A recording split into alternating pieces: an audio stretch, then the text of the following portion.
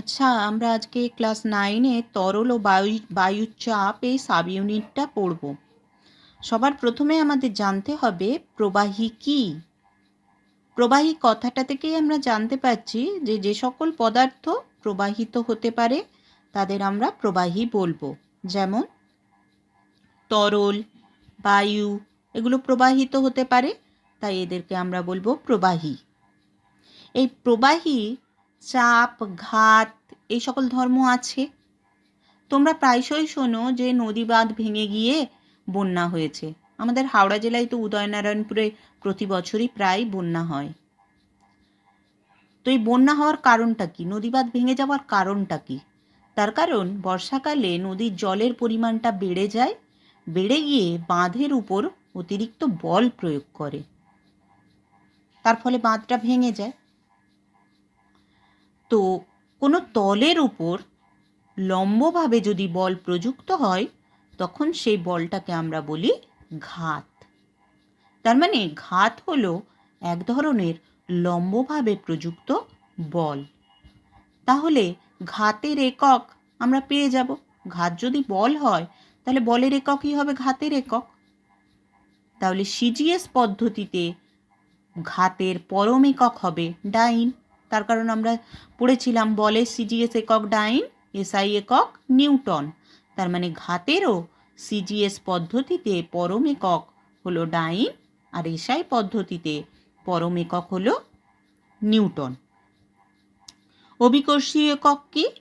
CGS পদ্ধতিতে গ্রাম ভার আর SI পদ্ধতিতে কিলোগ্রাম ভার। এবারে পরম এককের সঙ্গে অভিকর্ষীয় এককের সম্পর্ক আমরা জানি। 1 কিলোগ্রাম ভার সমান কত নিউটন? 9.8 নিউটন।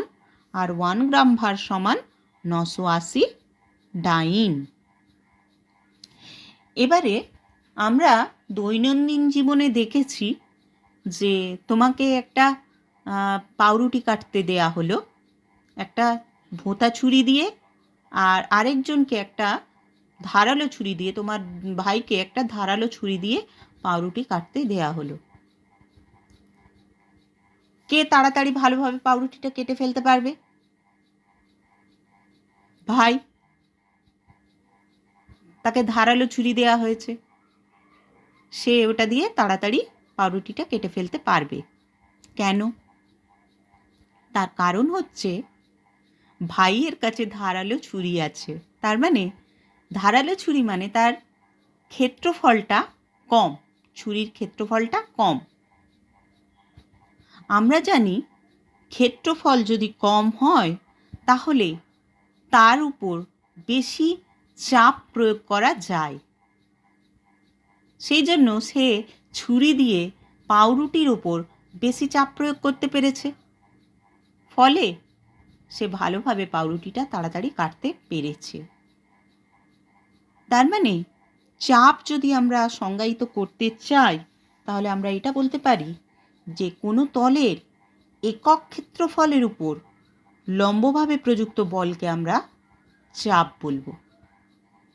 তোমরা একই বল প্রয়োগ করেছো তুমি আর ভাই, কিন্তু ভাইয়ের যেহেতু ছুরির ক্ষেত্রফলটা তোমার ছুরির ক্ষেত্রফলের তুলনায় কম, তাই ভাই ছুরি দিয়ে বেশি পরিমাণ চাপ প্রয়োগ করতে পেরেছে পাউরুটির উপর, সেজন্য ভাই তাড়াতাড়ি পাউরুটিটা কাটতে পেরেছে।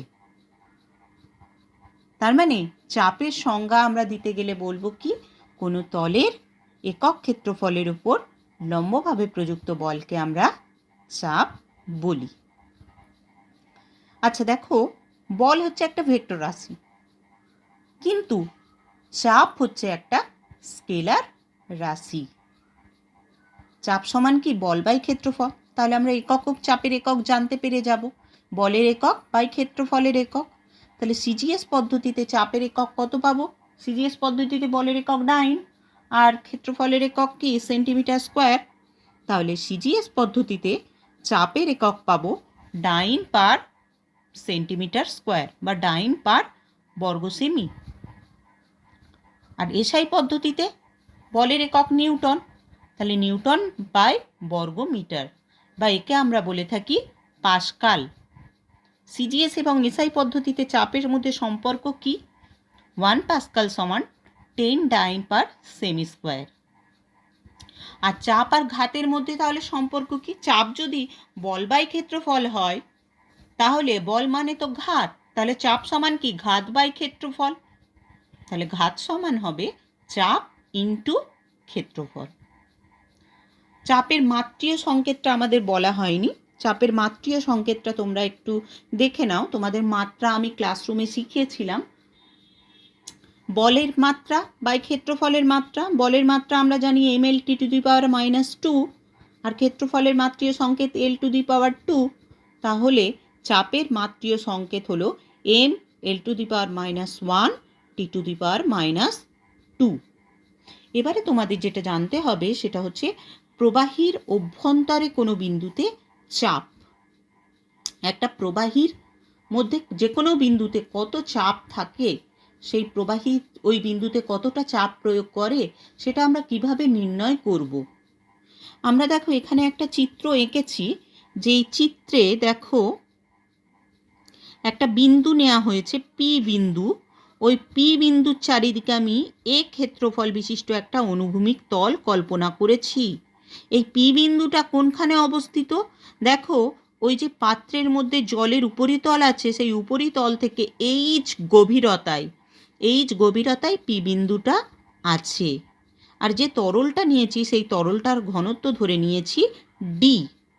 তাহলে ওই যে পি বিন্দুতে যে আমি বৃত্তাকার ক্ষেত্রফল কল্পনা করেছি, ওই ক্ষেত্রফলের উপর তরল কতটা পরিমাণ বল প্রয়োগ করবে, তার মানে ওইখানে তরলের ঘাত কত হবে? ওইখানে তরলের ঘাত হবে ওই এইচ উচ্চতা বিশিষ্ট তরলের ওজন। ঘাত মানে তো একটা বল, তার মানে বল মানে কি? বল মানে ওই তরল যতটা পরিমাণ ওজন তার নিচের দিকে ক্রিয়া করছে সেটাই তার বল। তরলের ওজন নিচের দিকে যতটা ক্রিয়া করছে সেই বলটাই প্রয়োগ করছে ওই তলের উপর। আমরা ওজন সমান কি জানি? আমরা ওজন সমান জানি ভর ইন্টু অভিকর্ষজ ত্বরণ। তাহলে তরলের ভর ইন্টু অভিকর্ষজ ত্বরণ পেয়ে গেলাম। এবারে ভর সমান আমরা কি জানি?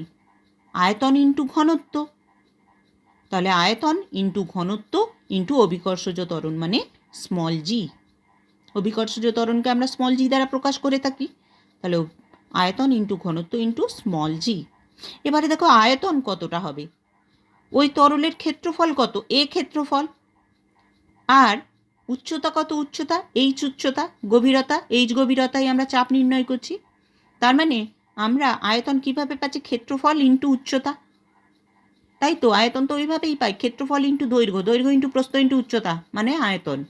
তার মানে এ ইন্টু এইচ। আর তরলের ঘনত্ব কত ধরে নিয়েছি? ডি। তাহলে A into H into D into G. কী পেলাম? ওই তলে তরলের ঘাত। তাহলে ওই পি বিন্দুতে তরলের চাপ কত হবে? আমরা চাপ আর ঘাতের মধ্যে সূত্র শিখেছি, চাপ সমান কি? ঘাত বাই ক্ষেত্রফল। তার মানে এ এইচ ডিজি বাই এ। তাহলে এ কেটে গেল, আমরা কি পেলাম? পি সমান এইচ ইন্টু ডি ইন্টু জি। তার মানে চাপ সমান গভীরতা ইন্টু ঘনত্ব ইন্টু অভিকর্ষজ ত্বরণ। তার মানে তরলের মধ্যে কোনো বিন্দুতে চাপ কোন কোন বিষয়ের উপর নির্ভর করে?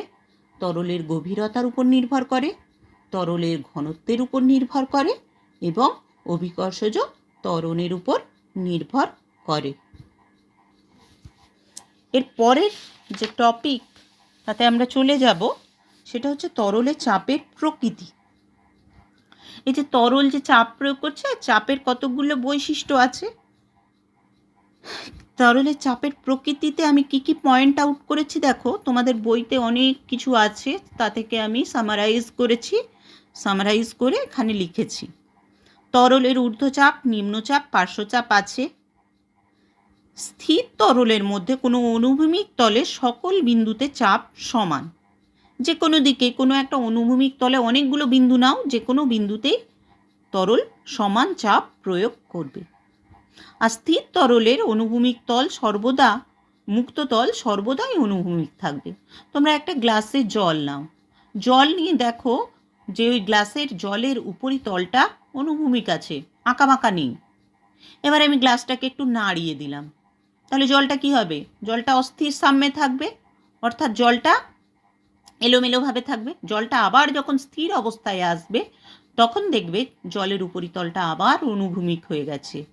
তার মানে স্থির তরলের মুক্ত তল সর্বদাই অনুভূমিক থাকবে, কখনো উঁচু নিচু অবস্থায় থাকবে না। আর স্থির তরলের মধ্যে কোনো বিন্দুতে চাপ, গভীরতা আর ঘনত্ব প্রতিটির সঙ্গে সমানুপাতিক। আগের পেজেই যেটা আমরা শিখলাম, গভীরতার সঙ্গে সমানুপাতিক। যত গভীরতা বাড়বে চাপ তত বাড়বে, বা তরলের ঘনত্ব যত বাড়বে চাপ তত বাড়বে। এই নিয়ে একটা প্রশ্ন থাকে অনেক সময় যে বাঁধের উপরের অংশের তুলনায় নিচের অংশ তলদেশ